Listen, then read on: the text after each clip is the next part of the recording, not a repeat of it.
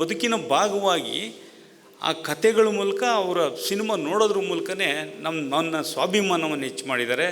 ವಿಜಯ್ ಎಂಥ ಬಡತನ ಪಟ್ಟಿದ್ದಾರೋ ಅಷ್ಟೇ ಥರದ ಬಡತನ ನಮಗೂ ಇದ್ದಂಥದ್ರಲ್ಲಿ ನಮ್ಮ ಆತ್ಮವಿಶ್ವಾಸ ಮೂಡಿಸಿದ್ರು ರಾಜ್ಕುಮಾರು. ಬಂಧುಗಳೇ, ವೇದಿಕೆ ಮೇಲಿರೋ ಎಲ್ಲ ಹಿರಿಯರೇ, ನಾನೇನು ಮಾತಾಡೋದಿಲ್ಲ ಹೆಚ್ಚಿಗೆ.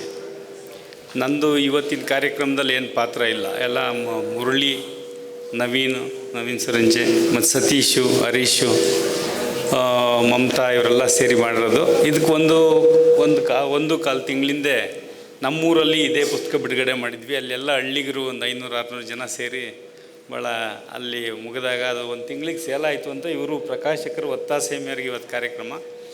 ನಾನು ಎಲ್ರಿಗೂ ಕೃತಜ್ಞತೆ ಹೇಳೋದು ಅಥವಾ ಬಂದಿರೋದಕ್ಕೆ ಅವ್ರಿಗೆ ಧನ್ಯವಾದಗಳನ್ನ ತಿಳಿಸೋದಷ್ಟೇ ನಾನಿಲ್ಲಿ ಮಾಡೋ ಕೆಲಸ. ಒಂದೇ ಒಂದು ಮಾತು, ರಘುನಾಥ್ ಅವರದ್ದು ಮಾತಿಗೆ ನಾನು ಹೇಳಬೇಕಾಗಿರೋದೇನೆಂದರೆ, ನಾನೇನು ಥೀಸಿಸ್ ಸಬ್ಮಿಟ್ ಮಾಡಿದ್ದೀನಿ ಯೂನಿವರ್ಸಿಟಿಗೆ, ಅದರಲ್ಲಿ ಆ ಕೋಟಿಂಗ್ಸು ವಿವರಗಳು ಅದೆಲ್ಲ ಇದೆ. ಕೃತಿ ಬಂದಾಗ ಭಾಳ ದೊಡ್ಡದಾಗ್ತದೆ ಅಂಥೇಳಿ ಅದನ್ನು ತೆಗೆದು ಆಕಾರ ಗ್ರಂಥಗಳ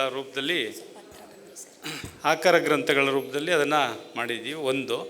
ಎರಡನೇದು ಕ್ಯಾಪ್ಷನ್ನು ರಾಜ್ಕುಮಾರ್, ನನಗೆ ಪ್ರಕಾಶಕರು ಹೇಳಿದ್ದೇನಂತಂದರೆ, ರಾಜ್ಕುಮಾರ್ ಚಿತ್ರಗಳಿಗೆ ಇನ್ನೇನು ಕ್ಯಾಪ್ಷನ್ ಜನಕ್ಕೆಲ್ಲ ಆಲ್ಮೋಸ್ಟ್ ಗೊತ್ತಿರುತ್ತೆ, ಬೇಡ ಅಂತ ಅಂದರು. ಅದಕ್ಕೋಸ್ಕರ ಅದು ಇದಾಯಿತು. ಒಂದು ಅವೆರಡು ಅಂಶನ ಸ್ಪಷ್ಟಪಡಿಸ್ಬೇಕಿತ್ತು.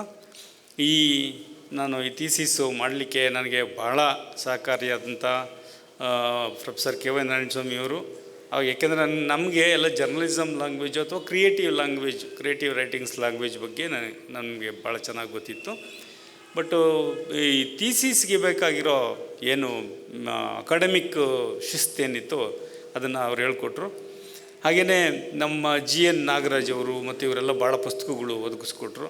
ನಾನು ಈ ಥೀಸಿಸ್ ಮಾಡುವಾಗ ಸುಮಾರು 10,000 ಪುಟಗಳಷ್ಟು ಲಿಟ್ರೇಚರು ನನ್ನ ಹತ್ರ ಇತ್ತು. ಅನೇಕ ಸಲ ನನಗೆ ಡಿಕ್ಕಿ ಹೊಡೆಯೋಷ್ಟು ವಿಚಾರಗಳು ಬಂತು.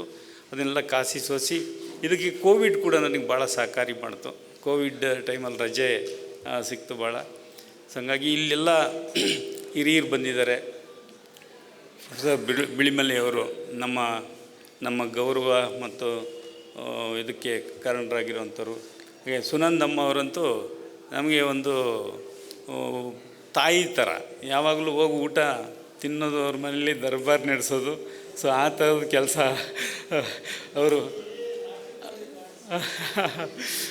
ಅವರು ಬಂದಿದ್ದಾರೆ. ಮತ್ತು ನನ್ನ ಗೌರವಾನ್ವಿತ ಹೋರಾಟಗಾರರಾದ ಮಾವಳ್ಳಿ ಶಂಕರ್ ಅವರು ಬಂದಿದ್ದಾರೆ. ನನಗೆ ನಮ್ಮ ವಿಜಯ್ ಭಾಳ ಆಪ್ತರು. ಮೋಸ್ಟ್ಲಿ ನಮ್ಮಿಬ್ಬರದ್ದು ಕಲ್ಲರ್ ಒಂದೇ ಥರ ಇರೋದಕ್ಕೋ ಅಥವಾ ಇಬ್ಬರು ಭಾಳ ಬಡತನದಲ್ಲಿ ಬಂದಿರೋದಕ್ಕೋ ನಾವು ನೋಡೋಕ್ಕೆ ಸ್ವಲ್ಪ ಹೆಚ್ಚು ಕಡಿಮೆ ಅಣ್ಣ ತಮ್ಮದಿರುತ್ತೆ. ಭಾಳ ಕಾಲದಿಂದ ನಾನು ಅವರು ಸ್ನೇಹಿತರು.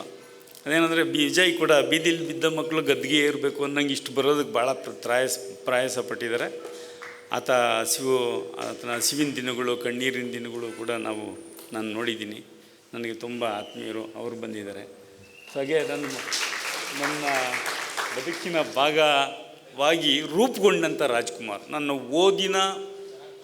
ಓದಿನ ಮೂಲಕ ದಕ್ಕಿದಂಥ ಭಾಗವಾದವರು, ವ್ಯಕ್ತಿತ್ವಗಳು ಬಹಳ ಜನ.